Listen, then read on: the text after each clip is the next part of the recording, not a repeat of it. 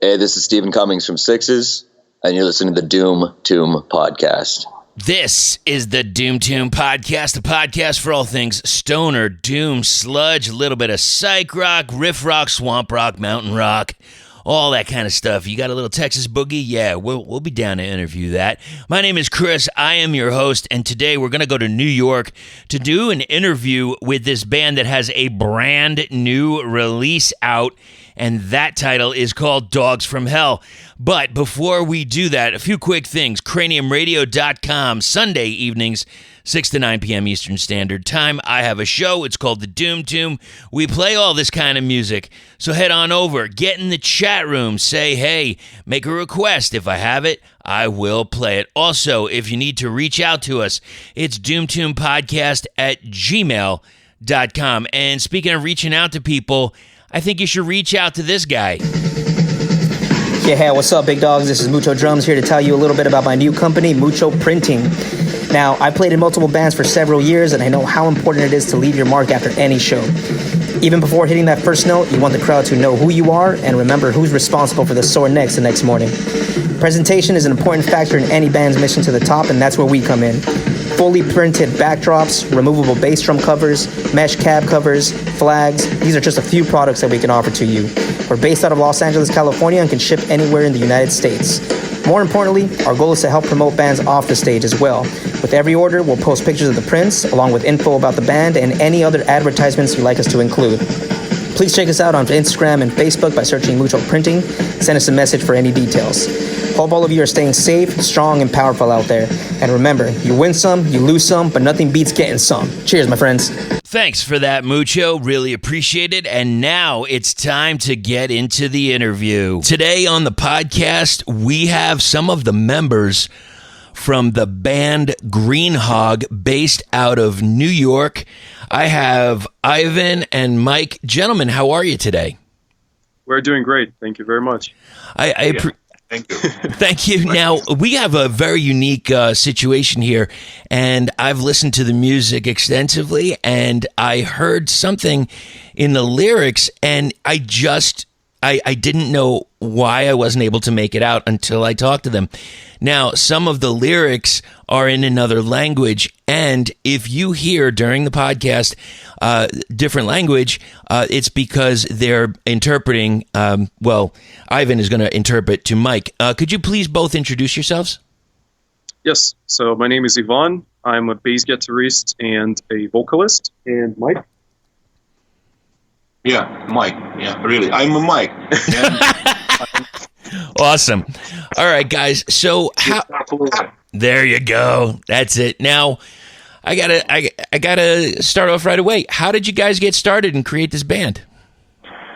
Well, honestly, this project as a Green Hog band started some time ago, but we turned it into a full-fledged band only last year. We've been experimenting with music in this as a group. So me, Mike, and Ronan, we've been doing it for quite some time, and it was just another step of just putting it together into a different project, I would say. Right. But right. we had experimented with like stoner and like heavy psychedelic music for quite some time. Were you in other bands of that genre? Yes, so we had other projects which touched it from a different angle. So we had the metal project, we had a very experimental psychedelic band, which my father, Mike, was participating with another guitarist. So yeah, we participated in different projects and different bands. Now, you're both Russian, is that correct? Or yes, that's okay, correct. So when did you make the journey over here to the States? So we crossed the pond 8 years ago, I believe. So it's been quite some time, but we're still kind of green. What is something that you weren't sure of, like maybe a culture or something that you didn't quite understand, but now you have a better grasp on? Oh boy. Let me ask Mike in Russian. Что было для нас шокирующим, но теперь мы это понимаем в американской культуре? Все. Pretty much. Yeah. Не, многие вещи отличаются, да. Скажи, очень разный менталитет. Сразу сложно объяснить. It's kind of difficult to explain because there's a lot of difference in mentality, but overall, through the music, people are able to understand our message. Absolutely. Например. For example. For example. Кажется, что русские все очень злые. Они потому что никогда не улыбаются, не здороваются, глаза там смотрят нагло. Вот, а американцы все время улыбаются. Но на самом деле и те нормальные люди по-своему. Yeah. For example, то есть эти не экстремально хорошие, и те не экстремально плохие. Yeah. So from the American perspective, sometimes Russians may appear very grim, unwelcoming, kind of angry because they never smile, they never say hi. Never say hi. Yeah. In the store. And for Russians, it's opposite. We see that people from like this, like this. Yeah, sure. But if you ask something, this guy can. Say people generally friendly, and the opposite thing for Russians. Like when you come here, it feels like a lot of people are extremely friendly than what you used to.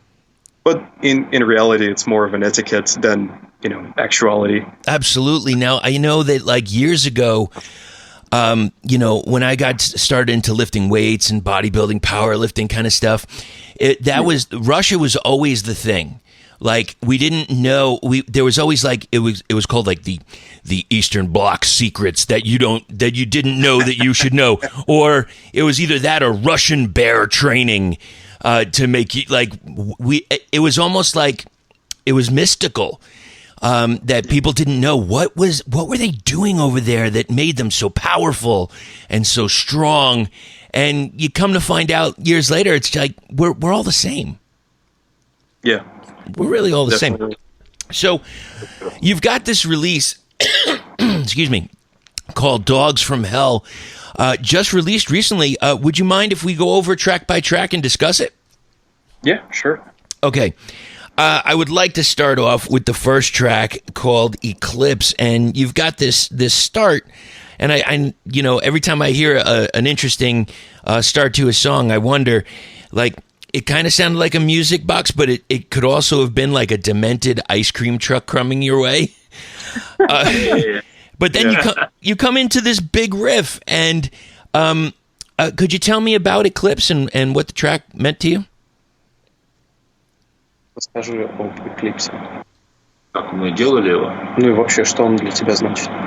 Мне это стихотворение приснилось ночью. Я его встал в 3 часа ночи, записал еще в Москве, когда мы жили. Это старый текст. Yeah, originally the lyrics for this song were written by Mike in the middle of the night. So he woke up literally at 3 o'clock in the morning, and it was in his head. So he wrote it down swiftly. Я проснулся, его коротенько записал, а потом уже встал утром и дописал его как текст песни. And he noted it briefly in the middle of the night, and then finalized it next day in the morning. But it was back in 2010.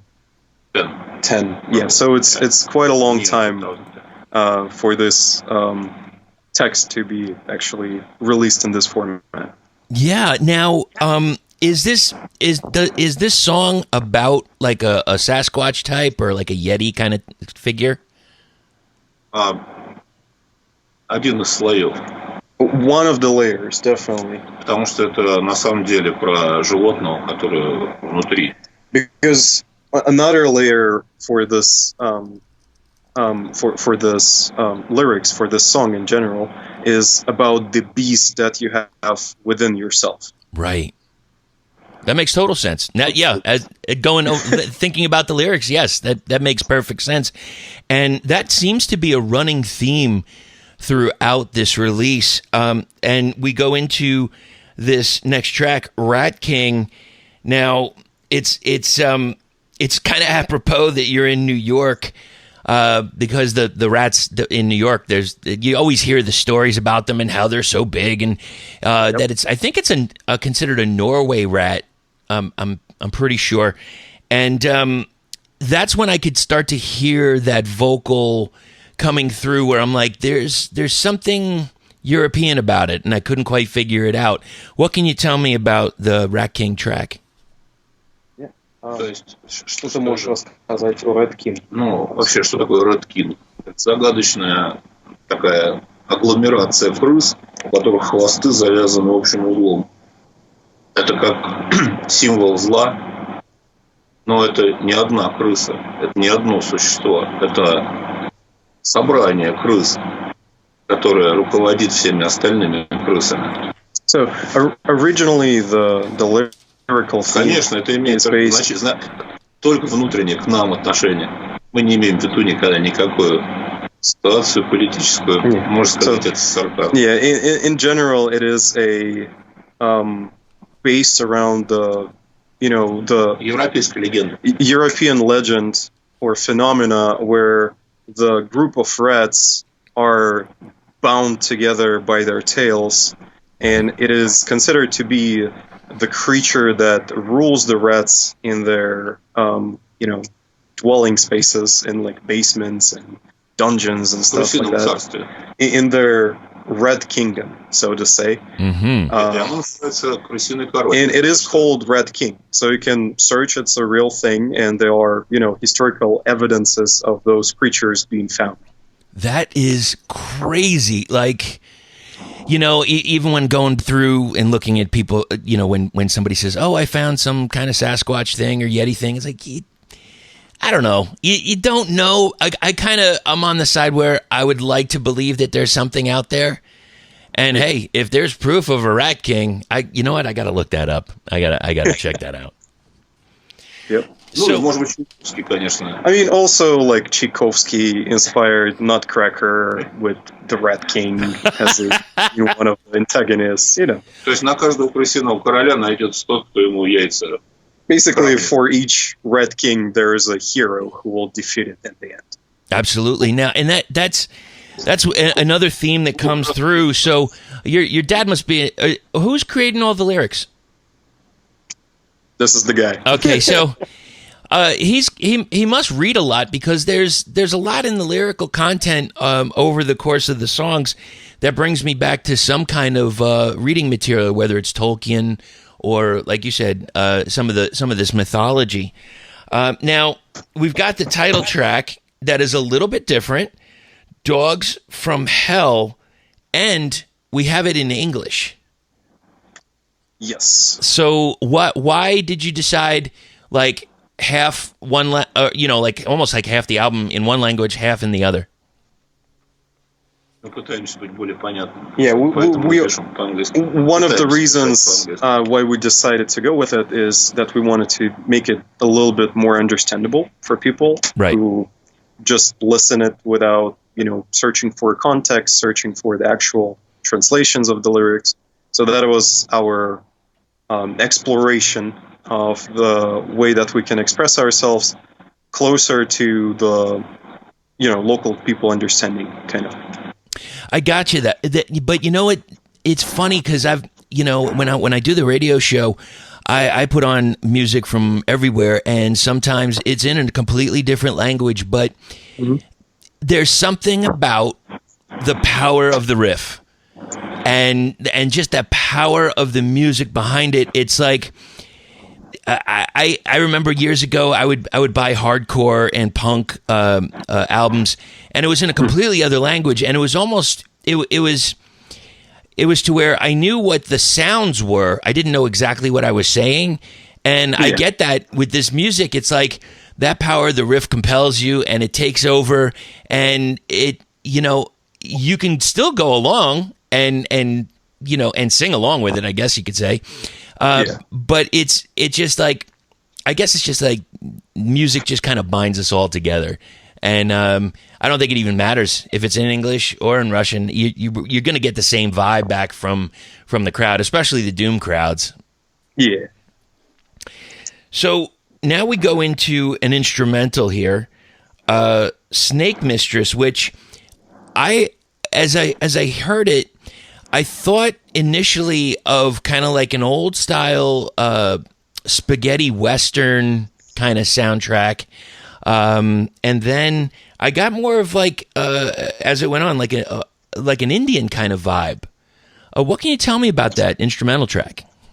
Yeah, originally this song came to be in around 2008, and I was we were rehearsing with our different music project, and I stayed in the rehearsal room. Everybody stepped out to go out and smoke. Right. And I was just sitting there with the bass, and I was playing around with the different riffs, and this, like, the bass line came to mind. And once Mike returned back from the smoke, we came up with the solo part, and it's like hypnotizing, yes, repetitive riff that just tries to steal you from this reality. Мы вообще сначала представляли, что тут должна выходить некая дама на сцену и начинать исполнять танец живота. Originally, we wanted it to be part of the show, and probably it will be part of the show at some point,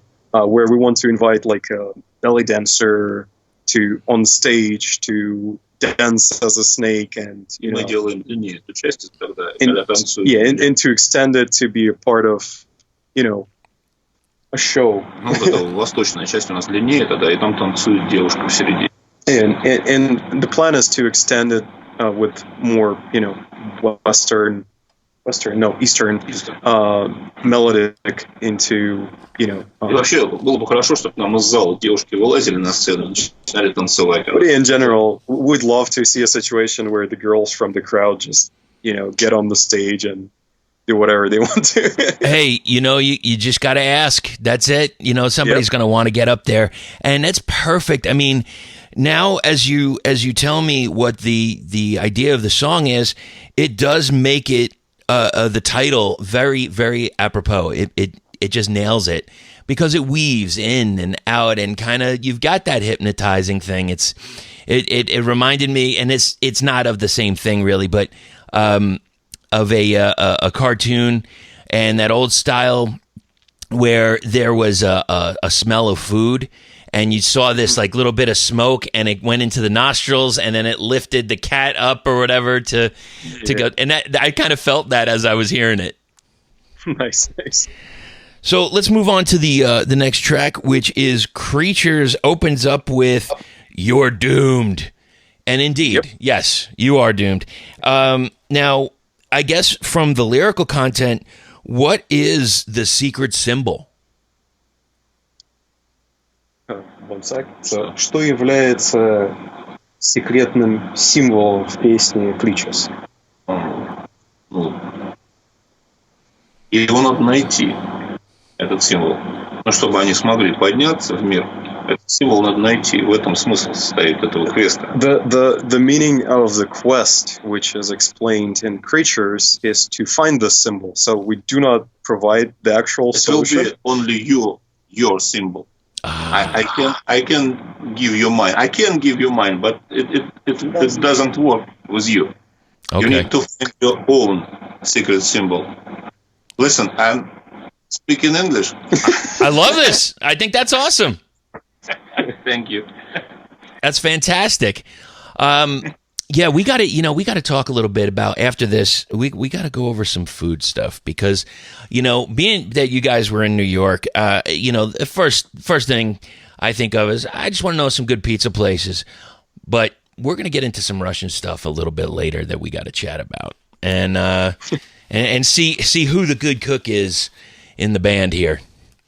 Now, let's get into the next track. So, the name of it's Machine, and I got this feeling initially I thought it was like kind of more like a motorcycle kind of track, but then as it progressed, I thought more of it as like this other being, this like cyborg kind of creature that uses human juice as fuel. What can you tell me about that track? Ну, это машина, в которой мы так или иначе все немножко находимся. In general, the metaphorical machine that we explain is something that all of us taken part of. So we are all in all part of Мы this все machine. составляем гигантскую машину, которая питается нашими собственными соками. We combined the mech together, which actually uses our, juices, our powers to fuel itself. И насколько каждый человек хорош в отдельности, когда они собираются вместе в такую машину, она становится жестокой и бездушной абсолютно. And it doesn't matter how good people who gather together. In general, meaning the good, as a good intention, the machine reproduces itself to be as cruel as it used to be again. Mm-hmm. It needs that power to make itself almighty again. Организованная машина. Это не имеется в виду там какой-то big crowd, там они себя ведут. Нет, it doesn't matter. Это организованная машина. It doesn't mean that we're explaining just a big crowd of people or, some kind of gathering. Другими словами, все, что люди организуют, основано на насилии. Даже детский сад. But regardless, whatever people build in general, even like a kindergarten, it always based on violence, because you always have the levers to manipulate the members. First word, you must. Yes. Makes total sense. I get it. Not because you love somebody, but you must. Every time. You must to kill another person, you must to do your job, you must to go to the toilet when you want to pee, like is said in kindergarten, Mm-hmm, mm-hmm. And if you try to be a rebel, there's going to be a punishment. Yeah, there's consequences. Yeah, absolutely. Now, we've got this next track. I'm very interested in hearing about it because this goes back to, again, literary work, I think. I don't know. A shape-shifting game. We have this, this part of the song where there's almost kind of a sci-fi vocal. I don't know if there's a connection or not. I remember growing up, there were two major poems that I remember reading in high school: the Iliad and the Odyssey by Homer. And the Iliad, I believe it was, that's the first time that I ever heard anything about shape-shifting. What can you tell me about this track? Вообще мы концептуалисты в целом. Как художник, я концептуалист. И этот альбом, он все-таки носит оттенок концептуального. Мы говорили здесь про знак, здесь говорим про принуждение, а в следующем номер 7 хорошее число, и оно нам помогает найти выход. Нужно становиться шейпшифтером в этом случае человеку. Человек вынужден становиться шейпшифтером. So we as an art collective, we like the concepts, conceptualism, and in general, as you see the story progress throughout the album, we talk about the secret symbol, we talk about the machine that, juices and kills the people, that is cruel to people, and, suppresses the members. But the shape-shifting game is kind of a solution to the problem that we explained. Right. Because shape-shifting is one of the ways that you can avoid this sort of situation. I gotcha. And there's so many different types. I mean, there's one that I'm just going to throw the name out there, and I'm going to let people look it up. I'm not going to tell them what it is. It was this raccoon kind of shapeshifter called Tanuki. I'll tell you off mic what that is. There's also Encanto and Puka, the Berserkers, Skinwalkers. It seems like every type of culture seems to have a certain type of shapeshifter. Yeah.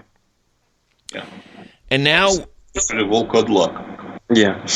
In Russian traditional волкодлак or волкудлак, it means волк, it means wolf, and kodlak the hair. Yeah. It's human wolf, волкодлак.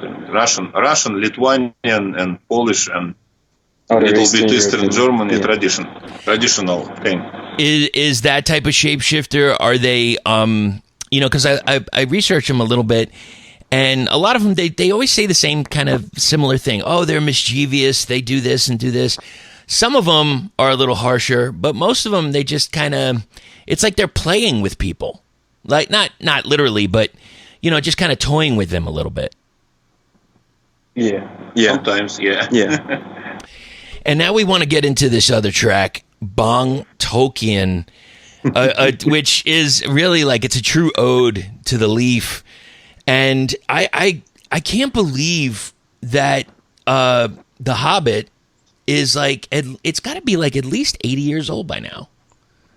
Yeah. So, Хоббит, ему как 80 лет на данный момент, и он не может в это поверить. Да. Офигенная книга. It's a really great абсолютно. and genius book. I got to say, and I think I mentioned this before, I don't know how people do it. Whether it's the Hobbit or Lord of the Rings, I don't get. You have to have a certain kind of mind to create that, and it's the same with music. What can you tell me about this track? Что мы можем сказать о Tolkien?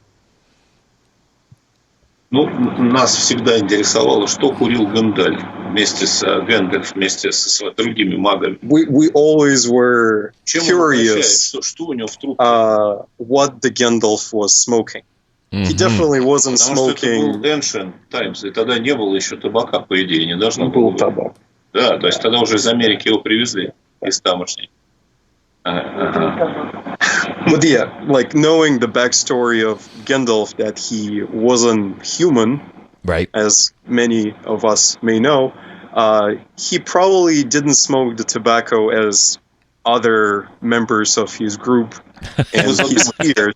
Какие сорта у него курительных смесей we were thinking what kind of smoking mixes he may have been using. Мы их описали, вот какие у него были. То есть одни для эльфов, другие для гномов, we третьи... explained them in this alternate lyric as a different, mixes for different groups from the Middle Earth. Yeah, у каждого свои любимые сорта курительных смесей в то время. Probably anyone at those times, or those fantasy times that he imagined, probably had their own smoking mixtures, let's say. В общем, эта песня, это такой фанфик. But in general, it's a nod to Tolkien, to his craftsmanship, and it's almost not the parody, but a fan fiction kind of song. Absolutely. Yeah, there's nothing wrong with that. I mean, I'm surprised that I don't hear it more in this type of music. Как бы Толкина уважительное очень, то есть что мы его любим, уважаем, но при этом мы хотели, вот мы часто, так сказать, пересматриваем фильмы, да, его, вот, и вот нас заинтересовал такой аспект, как бы. Yeah, we're often rereading the books, and we're often rewatching the movies. And и часто папа смотрит их в укуренном состоянии, потому что он официально... Often Mike is, not watching them straight because he is a official marijuana user. So yeah, medical marijuana. Yeah. So это была вот идея. Я смотрел очередной раз, пересматривал этот гениальный фильм совершенно. He was rewatching the Tolkien, the Hobbit once again, and гениальный фильм, genius movie. И у меня вот такое пришло вдруг. And he got an idea to make a song like this. Когда там битва 5 воинств. When there's a battle of 5 armies, it's kind of армия гномов приезжает на кабане. And the army of gnomes coming on the hogs. Генерал армии гномов. Yeah. И вот этот момент я понял, это обращение лично ко мне. At this point, Mike understood that it was на тему Толкина и травы, собственно. At this point, Mike understood that it was addressed directly to him, and he has to make the song. Hey, it makes perfect sense to me. I mean, I love that when I can hear where somebody gets the inspiration, and there's just this litany amount. There's this huge amount of information that you can get, and that you can process through Lord of the Rings or The Hobbit, anything Tolkien, really.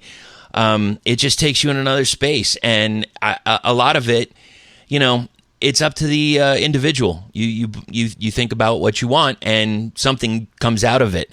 And now we have the Green Hog free ride. So this, to me, seems like the chopper song, the motorcycle track.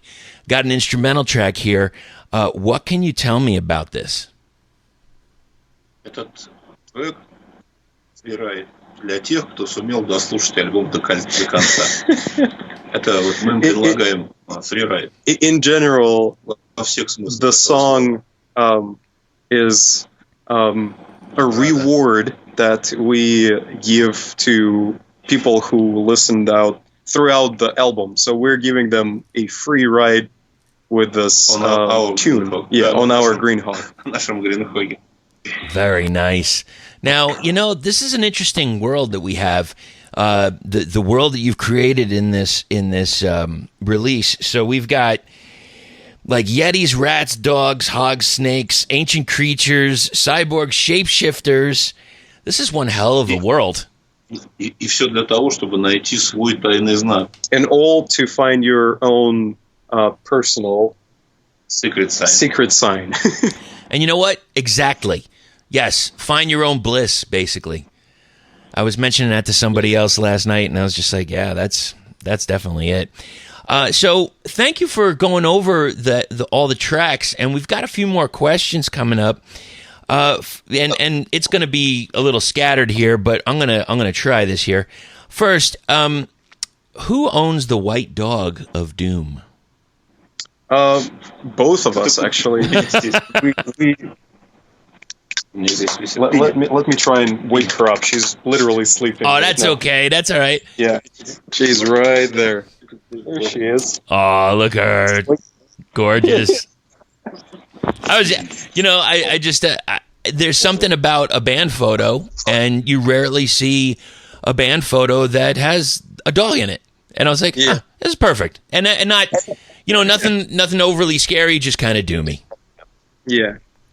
Now, growing up, so you grew up in Russia, is that correct, or here? Yes. I mean, both of us did. Yeah. I mean, Mike grew up in USSR, but I grew up in Russia, and he was technically in the Soviet military. So, in my youth, of course. Yeah, sure. So, what was music like over there compared to the U.S.? And did you know of the music over here, or because when I was growing up, the only thing that I ever heard was there was a band called Gorky Park. And that's what introduced me to what was going on over there. And I mean, it's exploded since then. It's like 30 years later now. So what was it like musically over in Russia? Довольно все разнообразно, но по большей части довольно вторично. In general, like in the music scene, there is a great variety. There used to be, and there still is. But there's a lot of A little bit second hand. Yeah, it's mostly like second hand. So it's not original idea, but it's based on something. Some band's trying to be somebody else's a copy of like Russian version of something. So there's like, you're probably familiar with like Russian heavy metal bands and stuff like that. But if you take their their riffs and compare them with Western analogs, some of them are directly ripped off. Some of them are heavily inspired, and it's really difficult to find original music there, especially like in popular music, and especially like there's a very vast underground scene. We have a lot of friends from there, who we still keep in contact with. There's a lot of very original bands and very interesting bands from the musical perspective. But there's. Но у них нет будущего никакого. But they generally have no future in the way that there's no path of becoming like a big club band unless you pay Там для этого crazy amount of money. Все, больше никакого. Or if you're electronic music, because вообще в любом случае, то есть какая-то поп-музыка or like a pop очень music. плохого качества. Yeah, and the pop music in general is a very poor quality. Okay. Well, the things take time to evolve, but as much as there's some taking from other places over there, I think that a lot of the electronic scene over here took it from over there. It's a definite back and forth. Yes. And thank you for that. Now, I'm curious because you've been playing for a few years now. What was the first song that you learned how to play? Like the very, very first song that I've ever played? Yeah. I mean, probably it's... The first song that I learned and that I was like very interested in learning was House of the Rising Sun, actually. Wow. Yeah. Странный выбор для ребят. It's a strange choice for a kid, but I really enjoyed the melody and the chords, and it's a fun song to play. Absolutely it is. And what about for Mike? Я просто мне какие-то куски мелодий показывали, я даже не помню что. Потом я что-то сам пытался подбирать, и потом начал сочинять уже с детства какие-то мелодики маленькие. Yeah, like the very first things he doesn't молодой, может быть. Exactly remember. Probably it was Smoke on the Water. Yep, of course, yeah. Yeah. Maybe it was mine first. That's a go-to for a lot of people. Now, what was the first music that you bought? Первая музыка, которую ты купил в своей жизни. Это была советская пиратская пластинка Beatles. The very first album that Mike bought, it was a Russian pirate. It was a part of one of the Beatles' vinyls. So Okay. It was literally ripped off. It was Soviet piracy, Soviet bootleg. Yeah, a bootleg. Yeah, sure. About 3 or 4 songs. I don't remember. It was 3 songs. It was not really like vinyl. It was like flexible. Yeah, flexible. Yeah. Yeah, like they call it like a flexi disc. First in my collection. Yeah. That's awesome. And what about yourself, Ivan? Do not remember actually. А ты уже ничего не покупал, ты из интернета качал. Yeah, because I mostly I listen I kind of lost it. Like I've never bought the music, but I went straight to I listened to what Mike had in his collection, and then I went directly to the internet. Почему? Ты же MP3 покупал себе эти сборники. MP3 такие. But yeah, like in Russia, I was. Oh man, I don't remember. Этих, как они называются? Скажи, кого ты себе купил. Этих панки-то были, которые. One sec. Okay. Oh yeah. Probably the first one that I bought. I remember. Yeah, he remembers. What is it? It's kind of shameful. The Offspring Americana. There you go. Dude, people like what they like. It's all good. I mean, look, if you want to talk, I've mentioned it before. I had a Winnie the Pooh record player as a kid. And I had there was a song called Kung Fu Fighting. Mm-hmm. Yeah. I had a Bad Bad Leroy Brown by Jim Croce.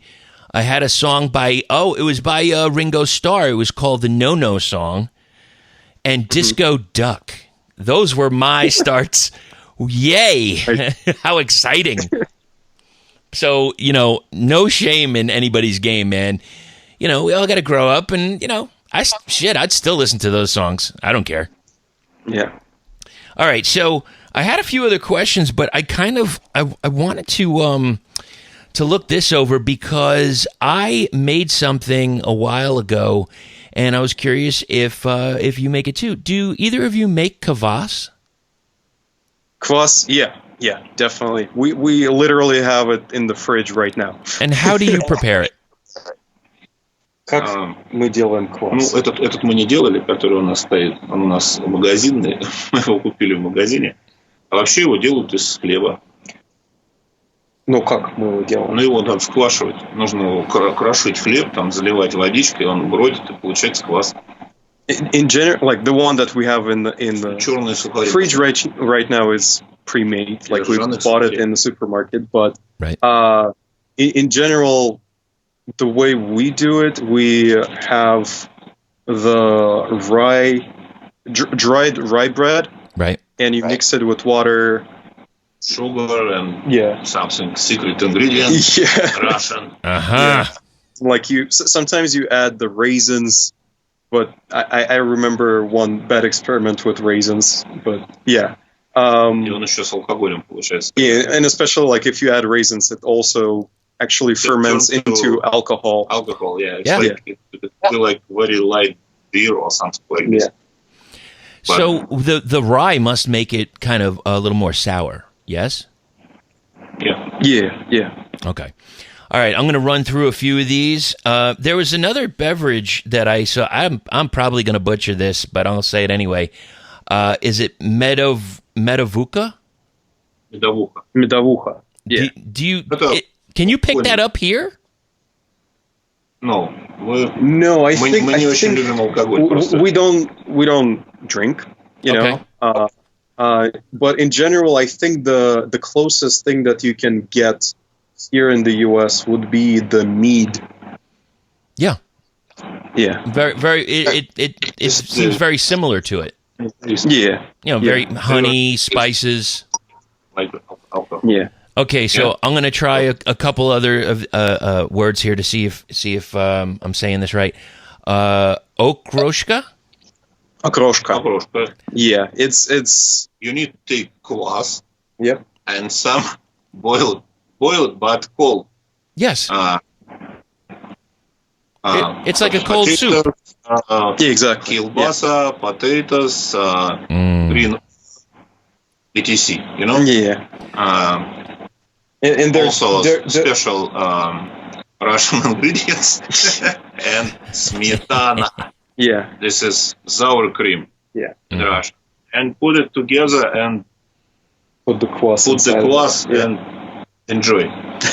Okay. And do you ever have let's see, pelmeni? Is that how you Pelmeni. Yep. Dumplings. Almost every day. Yep. Really? Or pelmeni, or this is the same. Or ravioli. This is a small ravioli. This is a small pelmeni. Yeah. So also, ravioli. do you have any? Do you ever have any kissel? Kissel? Yes. Yeah, of course. Yeah. So the majority of your of the diet, you have a lot of Russian food. Now, who is the cook there? So, I mean, the main cook is actually Mother, who is sitting right there, but she asked not to show her. That's okay. I get it. But yeah, she's the main cook. She's our administrator and organizer of all the sorts. And shadow leader. And the shadow leader, exactly. Is I'll just say, you don't have to put the camera on her, but hi, Mom, how you doing?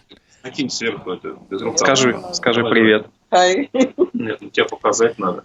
Is she the videographer when you're playing? Yes, exactly. Of course.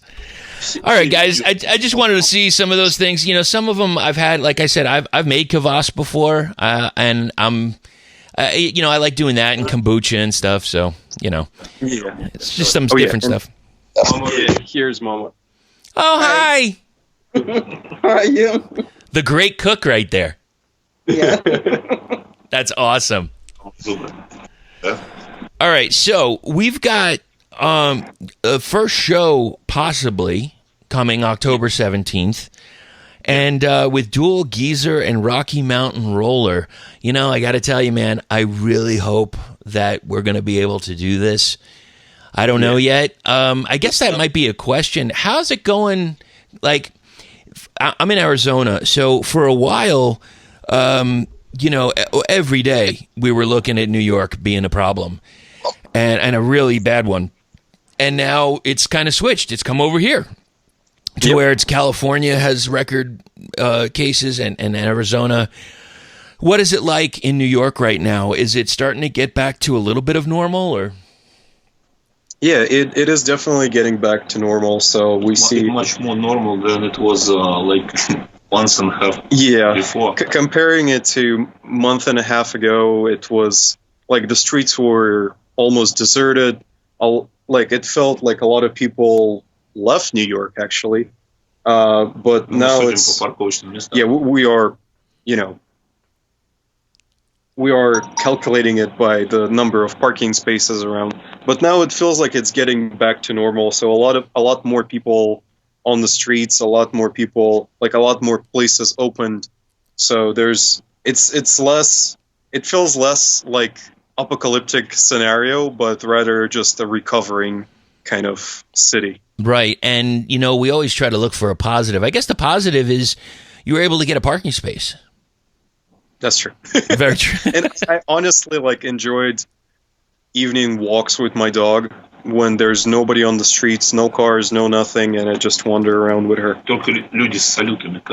Yeah, only the people in July.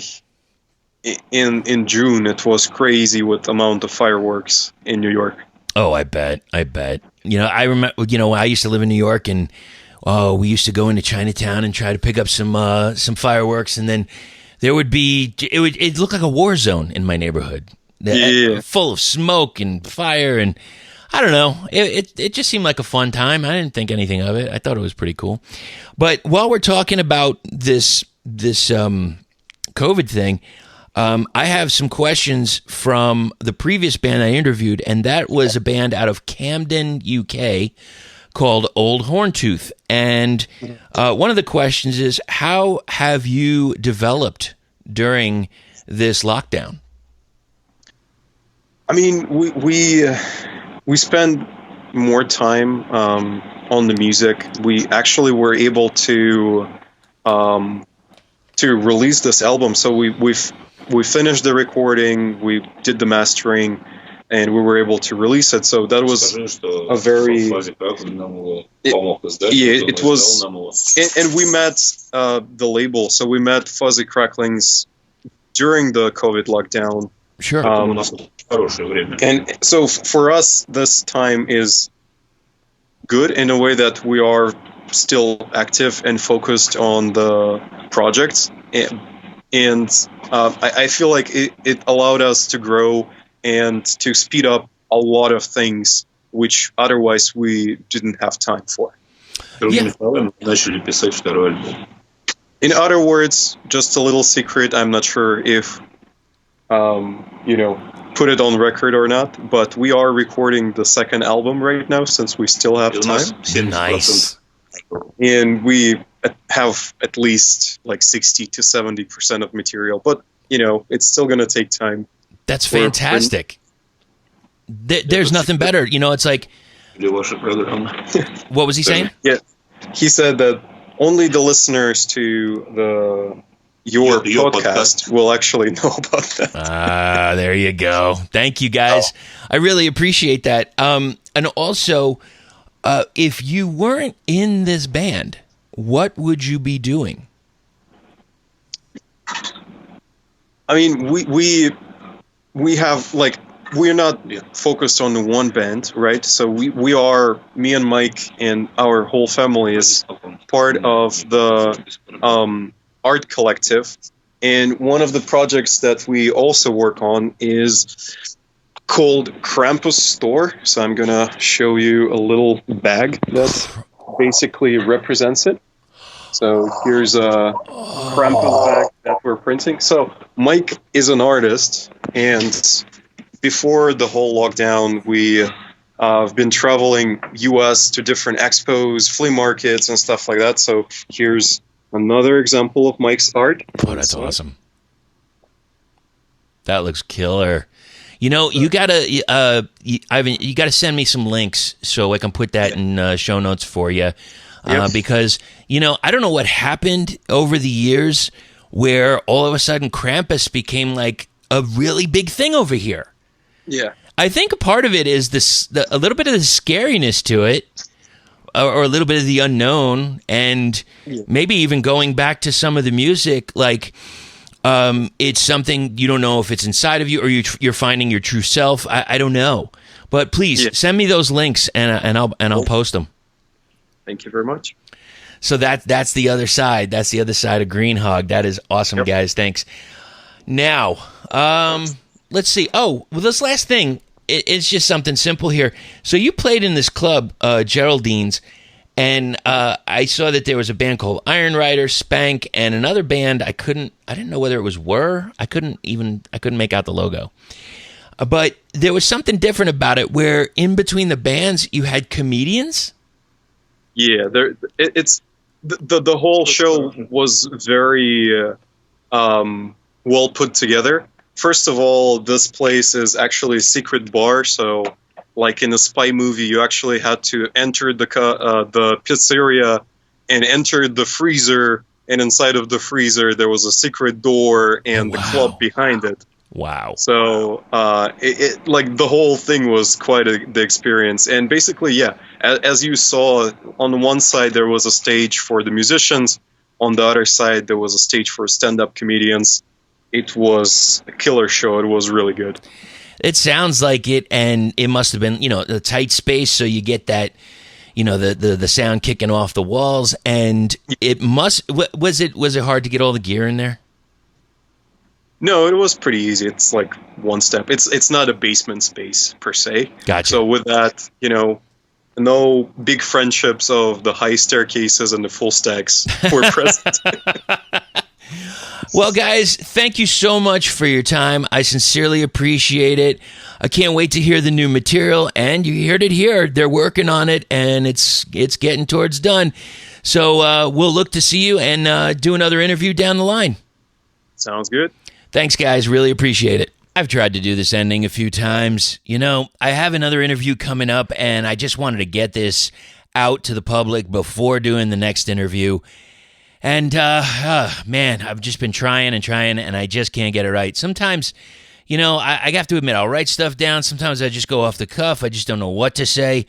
So let me kick it off by saying thanks to the mom. Thanks for keeping these guys fed and getting those fat, thick, heavy riffs out there. Mike and Ivan, Ivan, thank you so much for spending time with us. Really appreciate it. And go check out Green Hog. It's Green Hog Band at Bandcamp. Link is in the show notes. And don't forget, if you need to reach out to us, it's doomtombpodcast@gmail.com.